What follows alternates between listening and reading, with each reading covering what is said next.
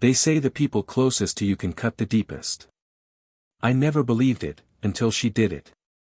It was supposed to be a simple night. A dinner party with friends and family at our house. Nothing fancy, just some wine, music, and laughter. But somewhere between the second glass of Chardonnay and the jokes flying around the table, the woman I loved turned into someone I didn't recognize. Her name was Vanessa. We'd been together 5 years. I thought we were solid, until that night. Someone cracked a harmless joke about my old college days, and Vanessa took it as her cue to start her own stand-up routine, about me. And can you believe, she said, holding her wine like a mic, he actually thought he could start a business with zero experience. Lost all our savings, and still walked around like some CEO. The entire table erupted in laughter. My friends. Her co-workers. Even my own cousin. And Vanessa? She just kept going. Story after story about my failures. My dreams that never worked out. My overconfidence. Each punchline sharper than the last. I sat there frozen, trying to play it cool. But I was dying inside. When the laughter finally settled and the music resumed, she leaned over to kiss my cheek and whispered with a smile, "Relax, babe. It's just a joke." But I wasn't laughing. I stood up. Calm. Silent. And I said 4 words that changed everything: "We're done. Right now." The room went dead silent. Forks paused mid-air. Glasses froze inches from lips. You could hear the hum of the fridge in the kitchen. Vanessa blinked, her smile faltering. "What?" she said with a nervous chuckle. "Babe, come on. Don't be dramatic." I didn't answer. I turned to the guests, my voice steady, clear. "Thank you all for coming. I'm sorry the night has to end like this, but I won't sit here and be humiliated in my own home." I walked into the bedroom, packed a small duffel bag with just the essentials, grabbed my car keys, and left. No yelling. No crying. Just finality. As I closed the front door behind me, I heard her voice, muffled, panicked, calling out my name. But I didn't stop. I couldn't. Because I wasn't just walking out of that dinner party. I was walking out of that life. For years, I had supported Vanessa through everything. Her job loss. Her anxiety. Her fights with her family. I had sacrificed promotions, time, money, myself, to keep us afloat. And yet, in front of a room full of people, she treated me like a joke. Like I was disposable. That night, I didn't sleep. I drove. 4 hours. No destination, just away. But somewhere between mile markers and coffee stops, an idea started forming. Not revenge. Not drama. Something better. The ultimate payback. 3 weeks passed. I stayed with a close friend in another city, someone who knew what I'd been through, someone who didn't laugh when I told him the whole story. While Vanessa was blowing up my phone with texts like, "Please talk to me," and "You're overreacting," I was doing something else, building. "You see, that business with zero experience," she mocked. It had failed, yes. But it taught me everything I needed to know. I used that failure like fuel. I revamped the original concept, poured in what little money I had left, and worked day and night. No distractions. No negativity. No more being someone's punchline. I started offering my skills as a consultant for small online brands, branding, social media strategy, marketing funnels. The same stuff I'd once messed up. Now I was teaching others how to get it right. And shockingly, it started to take off. Word spread. Clients came in. Money followed. Within 2 months, I was making more than I ever had with my old 9 to 5. Within 6 months, I had investors reaching out. And that's when it hit me, the best payback isn't slamming a door. It's becoming the person they never believed you could be. I stayed silent the whole time. Not a single message back to Vanessa. No gloating online. No cryptic quotes on Instagram. Just progress. But life has a funny way of circling back. And Vanessa? She wasn't done yet. It started with a message request on LinkedIn. Vanessa. Hey. I saw your company page. Looks amazing. I'm really proud of you. Would love to catch up sometime. I stared at the screen for a long moment. No emotion. Just clarity. She had no idea what I'd become. No clue that the man she humiliated had quietly transformed into someone she'd never recognize. I didn't reply. I didn't need to. But the universe? It gave me the perfect moment anyway. A few weeks later, I was invited to speak on a business panel in our hometown, my first public event since launching the company. The topic?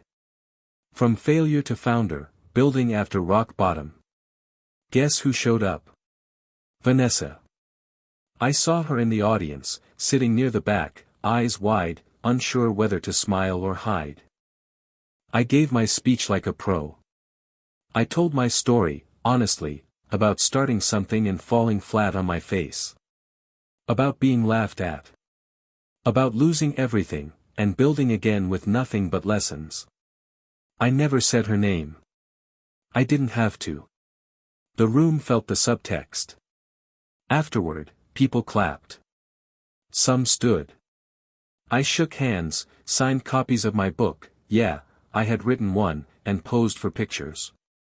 She approached quietly, like a ghost from a past I'd already buried. Can we talk? She said softly. Please.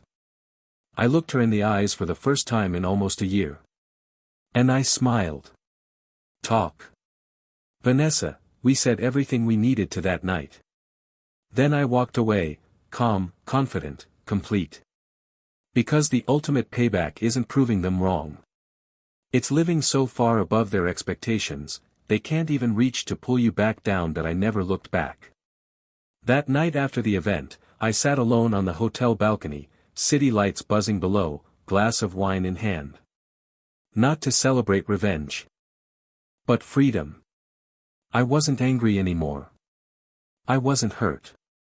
I wasn't even thinking about Vanessa. I was thinking about the man I'd become.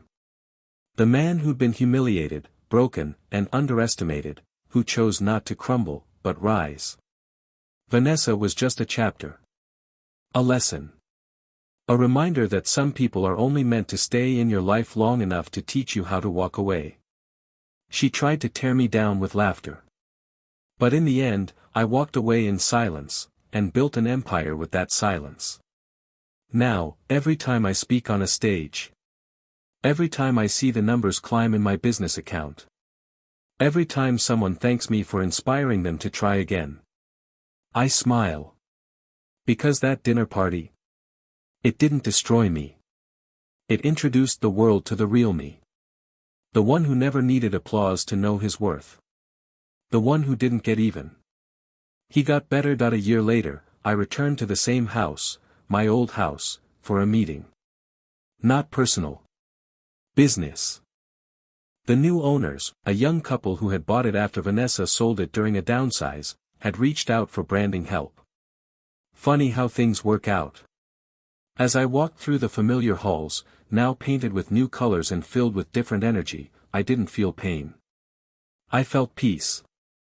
In the living room, the very spot where I had once been laughed at in front of everyone, I now stood as a guest of honor. Not bitter. Not vengeful. Just, elevated. Vanessa had moved on. At least that's what social media suggested, though every now and then, a late night like would appear on one of my old photos. A quiet signal from someone who finally understood what she lost. But I wasn't moved by it. Because true revenge isn't about showing up to say, look at me now. It's about no longer needing to say anything at all. My silence became my power. My success, my answer. I never planned to win. I just refused to lose. And somewhere along that path, I became untouchable. The one she laughed at became the one she could never reach again. Months passed. Life kept moving forward, and so did I.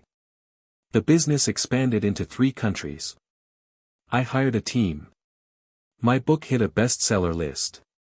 I got invited to mentor young entrepreneurs. I even started dating again, this time, someone who saw me not as a punchline, but as a partner. But there was one final moment of closure I didn't expect. I got an email. From Vanessa. Subject, no expectations. Message, I know you'll probably never respond. I don't deserve it. But I wanted to say thank you. Not for leaving me, but for showing me what growth really looks like. You didn't embarrass me. You didn't fight back. You just left, and became something I can only admire from afar. I hope you're truly happy. I stared at it for a long time. Then, with no anger, no ego, I hit archive. Not delete. Not reply. Just peace. Because sometimes the most powerful thing you can say, is nothing.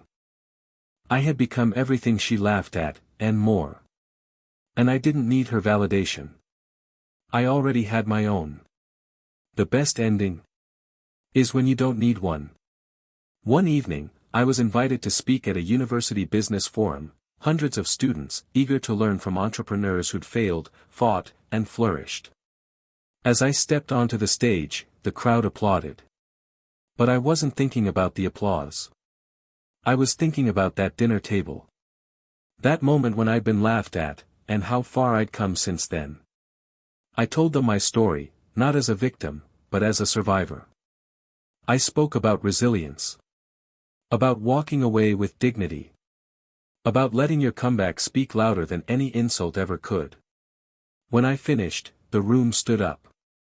A standing ovation. And that's when I realized, this was no longer about Vanessa. It never really was.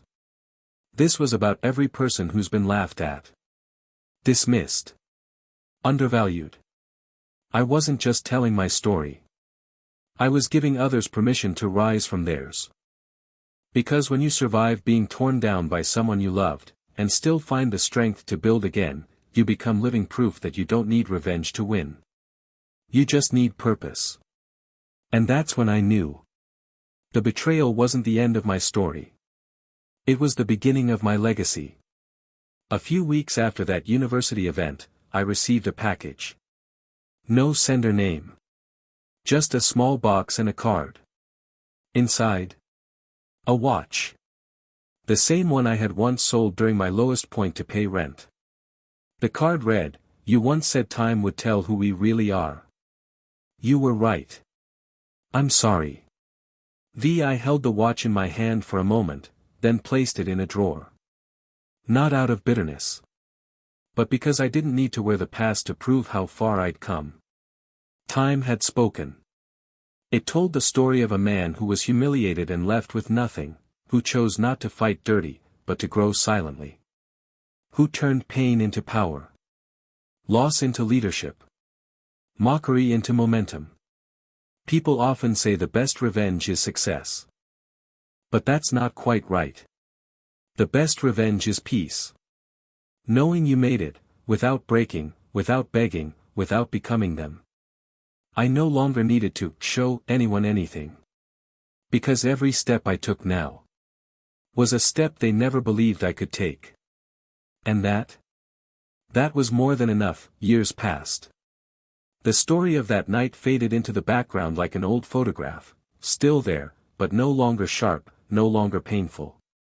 I had built something real. Not just a business, but a life. I owned my own home now, nothing flashy, just mine. I traveled when I wanted, mentored young entrepreneurs, and spent time with people who respected me not for what I had, but for who I was. Vanessa?